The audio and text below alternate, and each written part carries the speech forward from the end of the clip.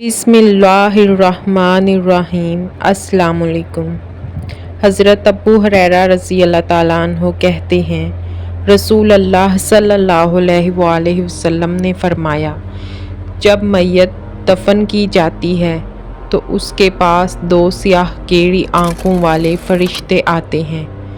उनमें से एक का नाम मनकर और दूसरे का नाम नकीर है।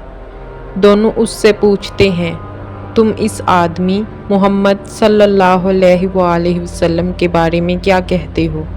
वो वही कहेगा जो दुनिया में कहा करता था, यानी मोहम्मद सल्लल्लाहु अलैहि वसल्लम अल्लाह के बंदे और उसके रसूल हैं। मैं गवाही देता हूँ कि अल्लाह के सिवा कोई इबादत के लायक नहीं और मोहम्मद सल्लल्लाहु अलैहि वसल्लम उसके बंदे और रसूल हैं। दोनों फरिश्ते जवाब में कहते हैं, हम समझते थे कि तुम यही जवाब दोगे। फिर उसकी कब्र 70x70 हाथ फराह कर दी जाती है और उसे रोशन कर दिया जाता है। फिर बंदे से कहा जाता है, सो जाओ। वो कहता है, मैं अपने अहलो एयाल में वापस जाकर उन्हें अपनी मग़फ़िरत की खबर देना चाहता हूँ।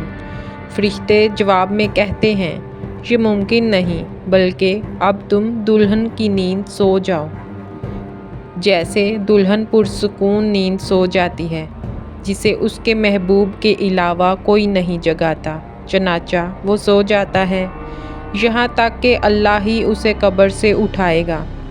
अगर मरने वाला मुनाफिक हो तो वो फरिश्तों के सवाल के जवाब में कहता है, मुहम्मद सल्लल्लाहु अलैहि वसल्लम के बारे में मैं भी वही कुछ कहता हूँ जो लोगों को कहते सुनता था, उसके अलावा मैं कुछ नहीं जानता।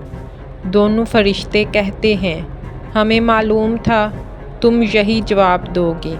फिर ज़मीन को हुक्म दिया जाता है कि तंग हो जाओ। चनाचा वो तंग हो जाती है और उसकी पसलियाँ एक दूसरे में घुस जाती हैं। मुनाफिक अपनी कब्र में क़यामत तक इसी अज़ाब में मुब्तला रहता है।